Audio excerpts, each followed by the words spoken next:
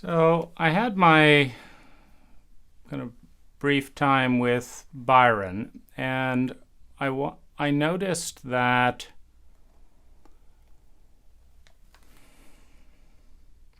it was difficult to hold on to any sense of identity without the space to, I guess, populate the space with some of my thoughts and ideas, which of course are the things that define identity. And Katie suggested I fill out a worksheet and we'd talk the next day.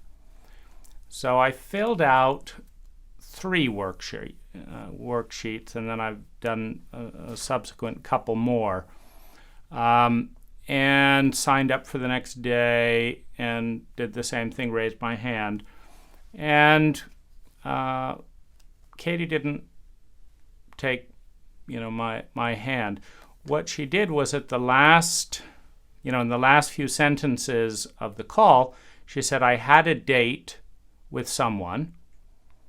I don't remember their name. I didn't see him. And there's always Monday.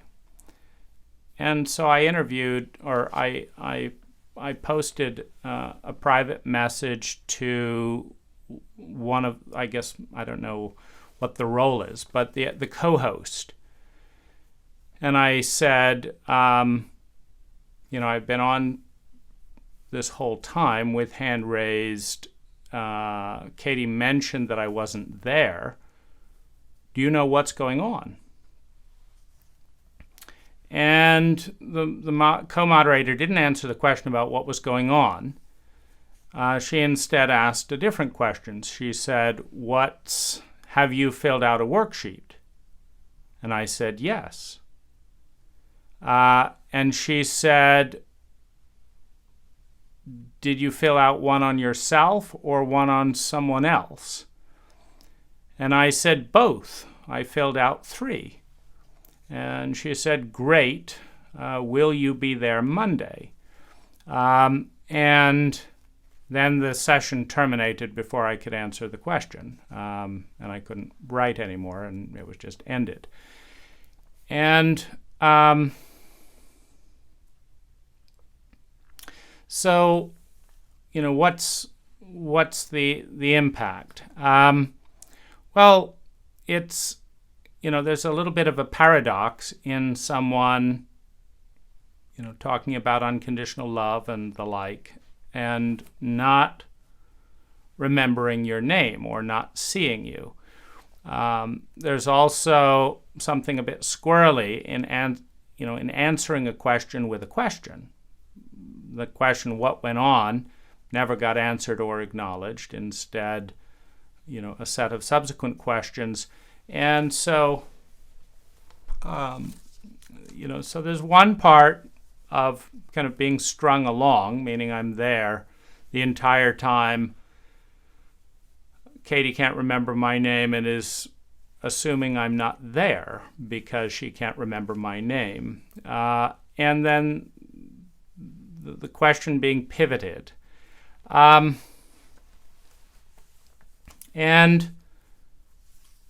I have a general sense, meaning listening to what Byron's saying in the work about how she loves being a student rather than a teacher. Well, one of the things that I noticed in the brief conversation was she interrupted me when I was talking about the parachute example. And so that doesn't sound like wanting to be a student rather than a teacher. I also have the experience, meaning that I've listened to probably 20 to 30 hours now of Katie talking, and mostly her talking, meaning my experience is that someone might make a comment and then she'll interrupt or interject, whatever you want to call it.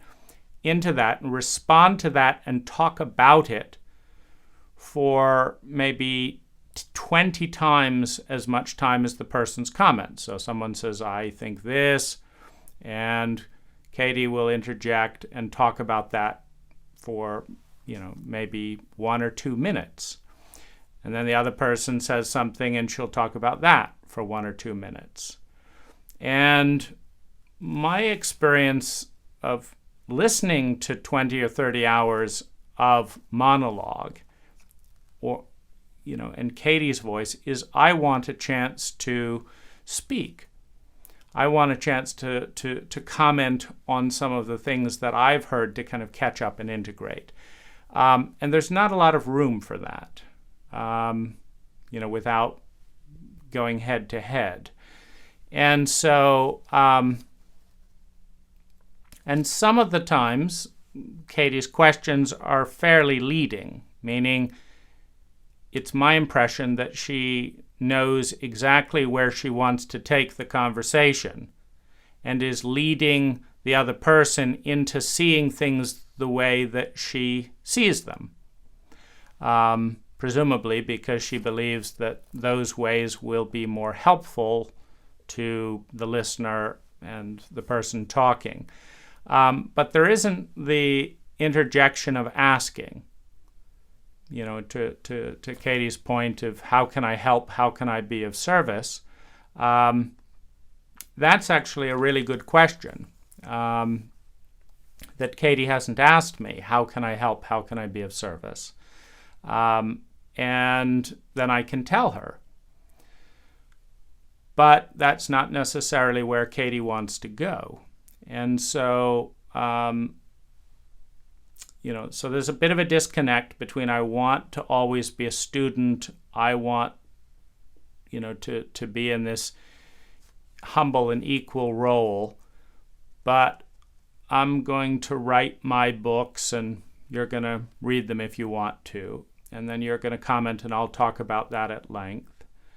And I won't ask how can I help and how can I be of service. And if you tell me, I won't do that because I said I'd like to, do something with my father. And I think it's fair, meaning I think it works generally to have people write stuff down. And so I filled this out, and I think it's a good questionnaire design. These are good questions. Now, what was interesting was noticing that I felt increased compulsivity, meaning there's 20% of me that's been compulsive ever since I can remember. I can direct where that expresses itself, but it's there in the space that, that's that. And that elevated a couple 100% as I was filling out the worksheet. I started off with, let's see. I started out with Dad. I'm disgusted with Dad because he made anyone close to him suffer, and he knew it and enjoyed our helplessness, which was one of the most frustrating things being an adolescent with a regressed, traumatized father who felt helpless and wanted to pass that on to his children, or at least found that easier to do than interrupting the cycle. But even as I talk about that, I get uneasy in my stomach. And so I found no relief in the worksheets. When I was looking at my father or the person who sexually abused me,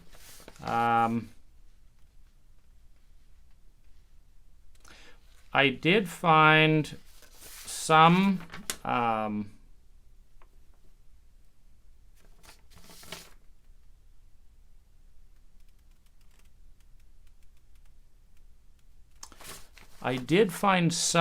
insight around doing the layers, doing a worksheet with American culture, and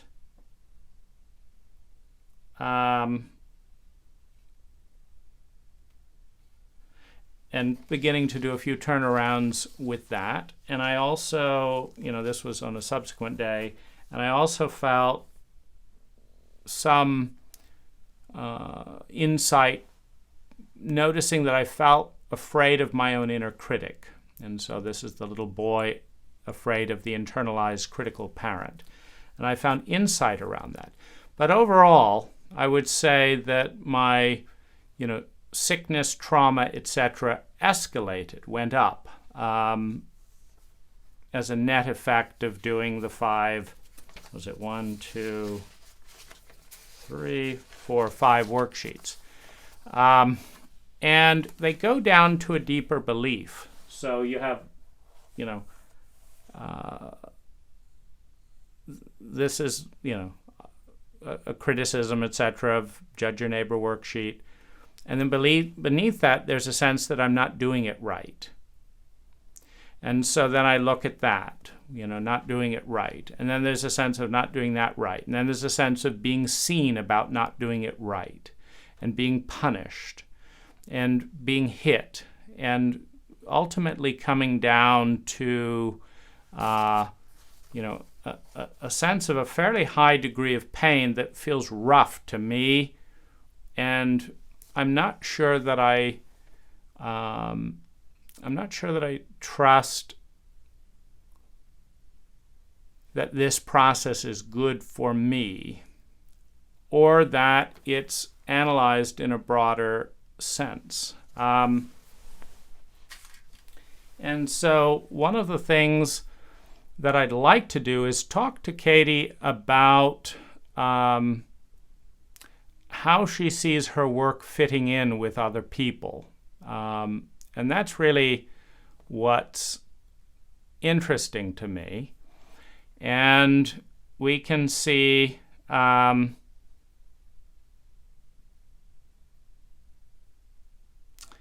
can see what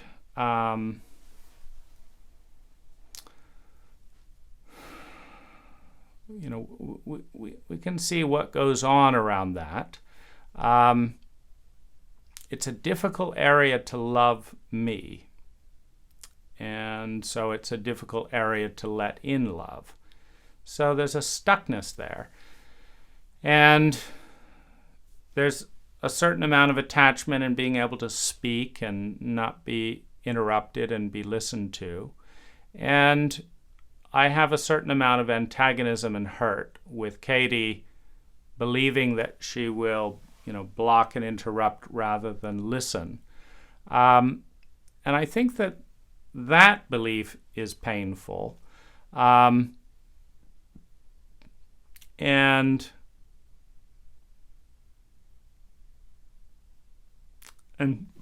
so what I really want to do is talk with her about where I see her work in the larger field, and look at how to approach things along these lines from multiple different angles.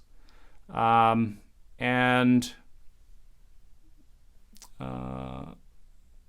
there's a certain fear of being rejected in that. And there's also a certain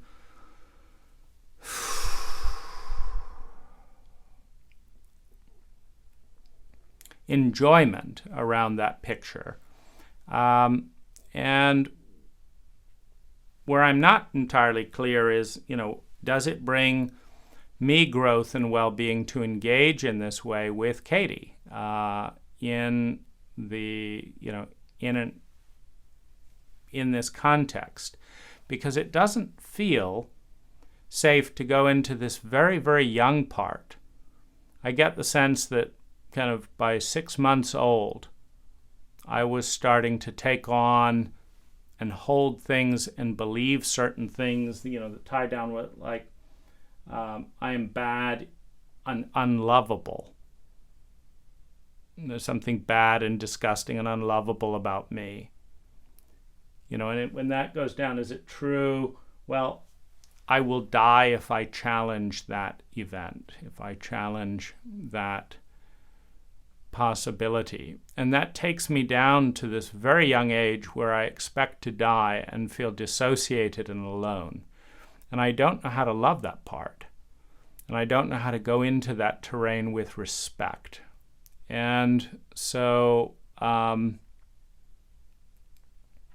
that's certainly something that I can talk a little bit about if it comes up. And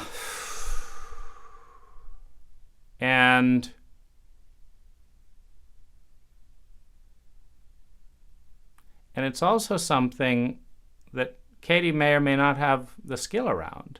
Everyone has their stuff, and her stuff could have come up. And so, I think the other nice thing is just feeling a softness and a kindness, and being with one another for a few minutes. So I think that's the most healthy place to be. And then I'd also like to see feedback and statistical data for other people's experience, in mapping these paths, and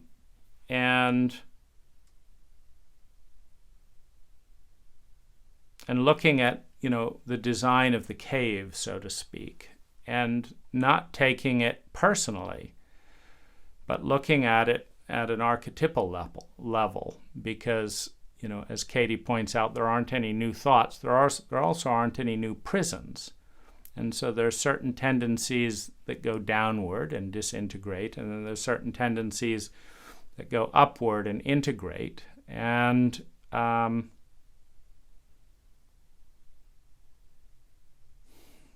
learning what those are as I'm experiencing them through the lens of a 6-month, old infant. And that's the part that, it's just very, very difficult.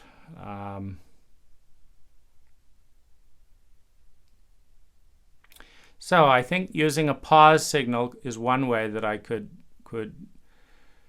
bring up to create a little bit of a safety net so that I can stay present in my body if we go into any of this.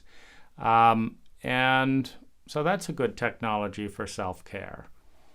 And the rest we can see how it is. Now, I still feel fear.